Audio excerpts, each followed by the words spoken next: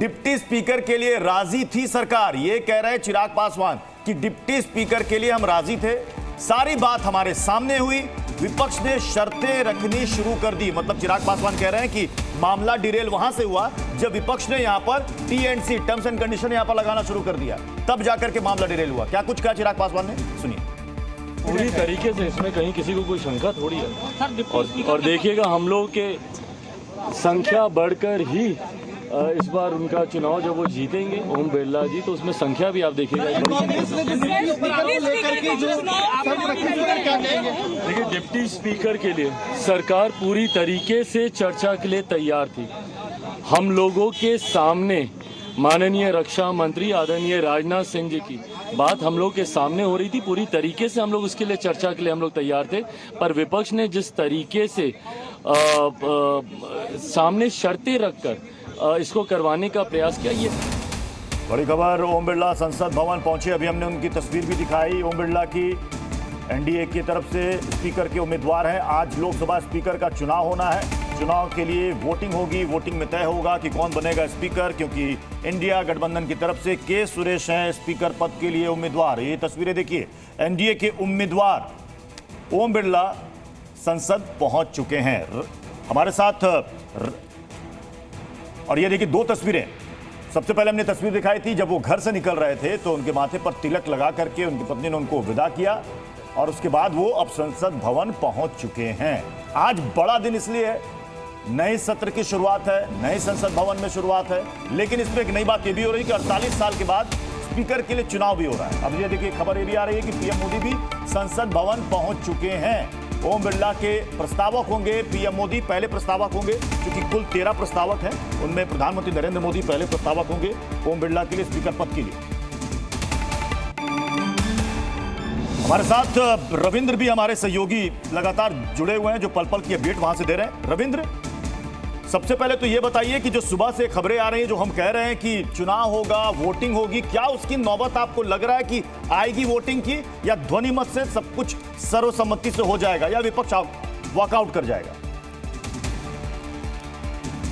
देखिए, ध्वनि मत से होने की संभावना तो नहीं के बराबर, क्योंकि उम्मीदवार है आपके सामने। हाँ। और वो नोटिफाइड भी हो चुका है। 16 प्रस्तावक हैं, 13 ओम बिरला के पक्ष में है और 3 के सुरेश के पक्ष में। दूसरी बात, ये नया संसद भवन है, लेकिन यहाँ पर इलेक्ट्रॉनिक वोटिंग का सारा व्यवस्था है। कल ही वोटिंग जो वोट की प्रक्रिया थी वो पूरी हुई है, 7 अभी सांसद बचे हुए हैं। ये अच्छी बात आपने बता दी, क्योंकि ये सवाल मैंने रविंद्र अभी खड़ा किया था कि आज अगर क्या पर्ची से चुनाव होगा, इसीलिए मैं बता रहा हूं, जानकारी सूचना आपने दी। आप मुझे 2 मिनट दीजिए, आपके डिस्कशन के लिए और भी सामान मिल जाएगा। बहुत बढ़िया। पहला चीज है कि इसमें इलेक्ट्रॉनिक वोटिंग का सारा व्यवस्था है। कल ओथ की प्रक्रिया पूरी हुई है, 7 सांसदों को ओथ लेना अभी बाकी है।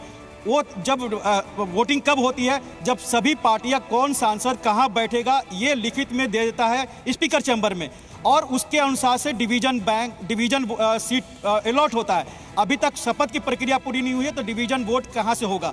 इसलिए डिवीजन वोट जब नहीं होगा तो डिवीजन वोट के लिए इलेक्ट्रॉनिक सिस्टम का इस्तेमाल नहीं होगा, इसीलिए पर्ची से होगा और उसमें 1 घंटे का करीब समय लगेगा। दूसरी बात, प्रधानमंत्री यहाँ पहुंच गए हैं, उनके साथ दूसरी बात प्रधानमंत्री पहुंच गए हैं और उनके साथ एनडीए के और बीजेपी के तमाम वरिष्ठ मंत्रियों की बैठक शुरू हो चुकी है। कल से लगातार बैठकों का दौर है। पहले हम लोग सुबह भी बात कर चुके हैं, 10:30 जो बचे हुए सांसद हैं उनको शपथ दिलाई जाएगी और उसके बाद ये प्रस्ताव दिया जाएगा, या क्या है प्रोसीजर, क्या हो रहने वाला है?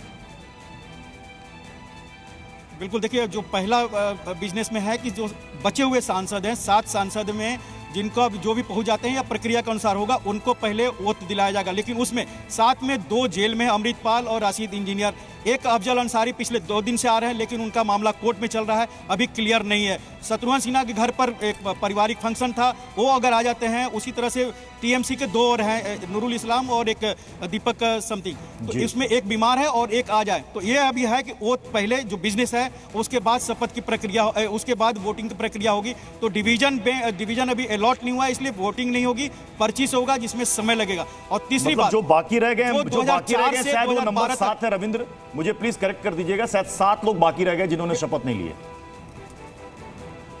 बिल्कुल 7 लोग हैं और 7 में से 6 मान के चलिए कि INDI गठबंधन के सहयोगी हैं या उनके पार्ट हैं, तो ये उनकी जो संख्या है उसमें 7 संख्या और कम कर लिया या 6 संख्या कम कर ली। एक आखिरी बात बता दूं, 2004 से 2012 तक रहमान खान थे राज्यसभा के, जब संसद होता है राज्यसभा लोकसभा दोनों होता है, वो डिप्टी चेयरमैन थे, जबकि उस समय जसवंत सिंह से लेकर सुषमा स्वराज और अरुण जेटली जैसे कद्दावर नेता भी राज्यसभा में थे। और 2012 के बाद जी कुरियन वो भी कांग्रेस के थे, उनको डिप्टी चेयरमैन बनाया गया था। तो यह परंपरा राज्यसभा में भी यूपीए सरकार के दरमियान टूटी थी। ये बीजेपी के नेताओं का ना जो साक्ष्य है।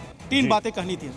ठीक है, रविंद्र बने रहे हमारे साथ। इस वक्त एक और बड़ी खबर सामने आ रही है। गौरव गोगोई कांग्रेस के नेता, उनका बड़ा बयान सामने आया है। वो कह रहे हैं कि सत्ता पक्ष को अपना रवैया बदलने की जरूरत है। यानी कि विपक्ष की तरफ से बार बार ये आरोप लगाया जा रहा है कि जो सत्ता पक्ष यानी कि सरकार का रवैया है वो ठीक नहीं है विपक्ष के प्रति, उसे बदलने की आवश्यकता, उसे बदलने की जरूरत है। ये गौरव गोगोई कह रहे हैं और ये सब कुछ हो रहा है आज स्पीकर चुनाव के ठीक पहले ये तमाम बयान सामने आ रहे हैं।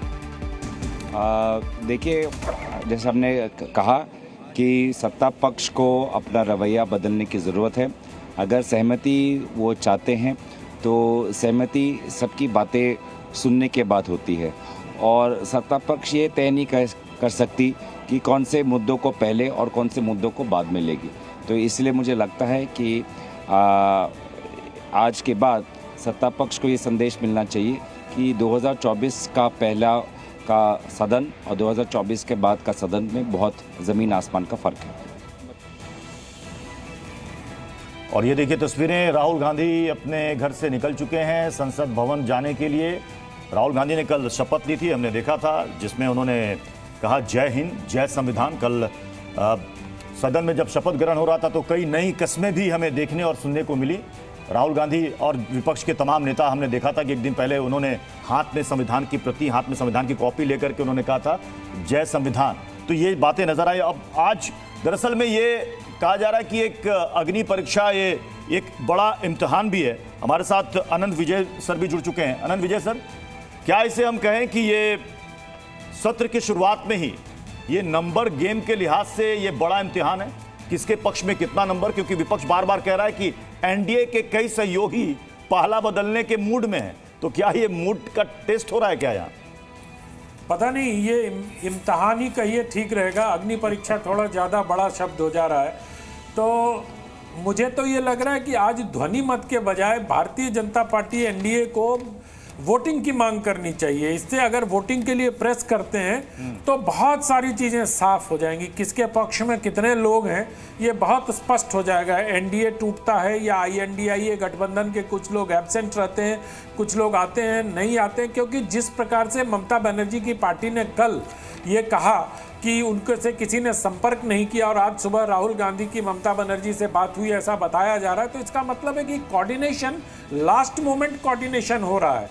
तो अच्छा है कि ध्वनि मत की बजाय मुझे लगता है कि वोटिंग हो जाए।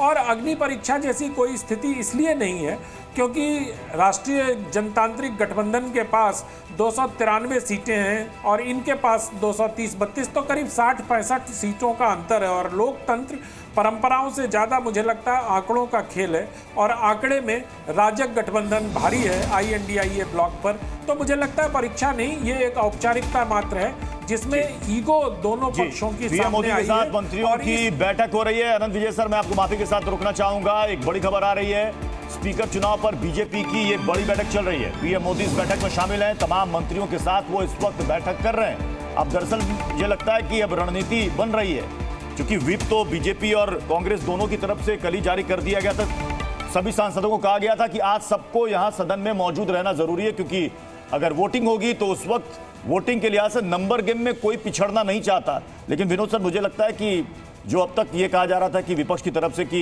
एनडीए खेमे से कुछ लोग हो सकता है पाला बदल सकते हैं, आज नहीं तो कल, लेकिन विपक्ष का भी तो इम्तिहान होगा। हमने देखा कि ममता बनर्जी नाराज थी, हालांकि फिर खबर आई कि राहुल गांधी ने फोन पर बात की, मामला सुलझ गया।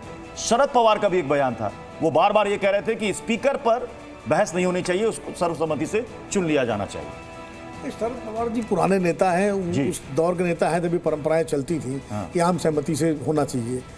तो उन्होंने अपनी बात कही है, लेकिन सुप्रिया सुले प्रस्तावक हैं सुरेश जी की, तो इसलिए ये तो सोचना कि एनसीपी इसमें कहीं कुछ इधर उधर जाएगी, मुझे नहीं लगता ये कोई ठीक बात होगी। ममता बनर्जी वाला मामला सुलझा ही लिया गया है। और ममता जी का तो स्वभाव भी है थोड़ा सा कि वो अटल जी के साथ जब मंत्री थी तब भी वो तुरंत मिजाज करती थी। जब यूपीए में मंत्री थी तो याद करिए कि रेल बजट पेश किया था दिनेश त्रिवेदी ने और पास कराया था मुकुल राय ने।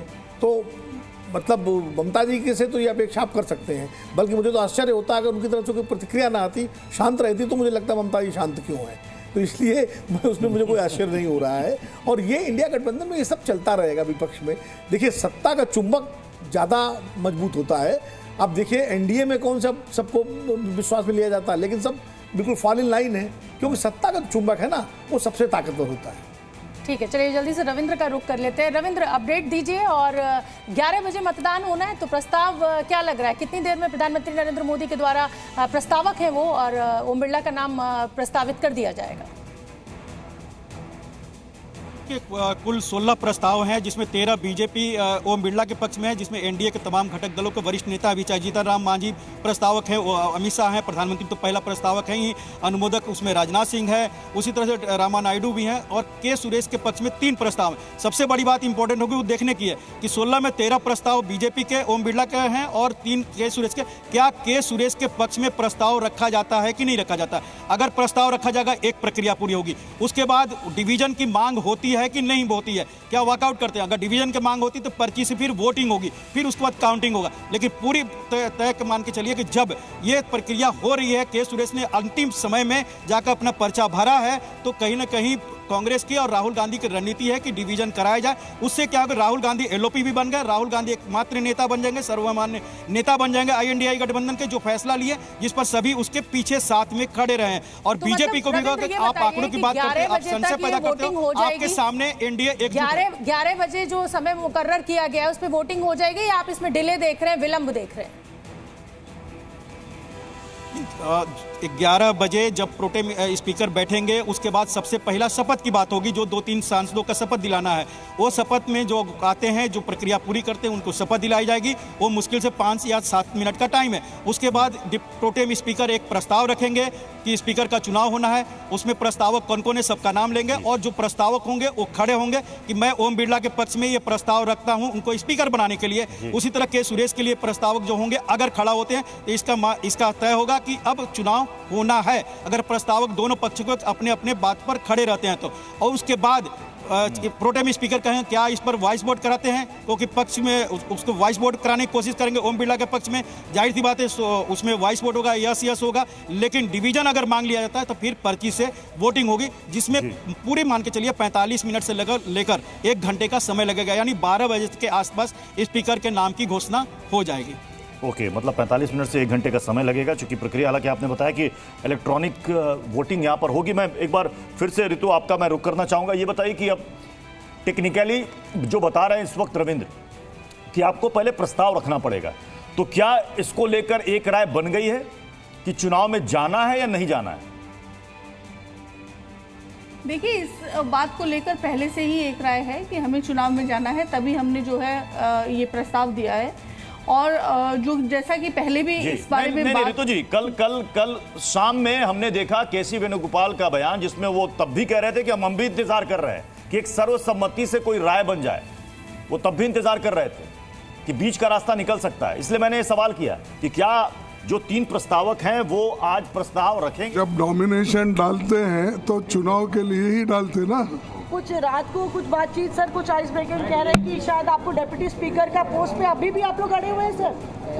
नहीं, अब तो बातचीत ही नहीं तो सवाल उठता नहीं। तो यहाँ पे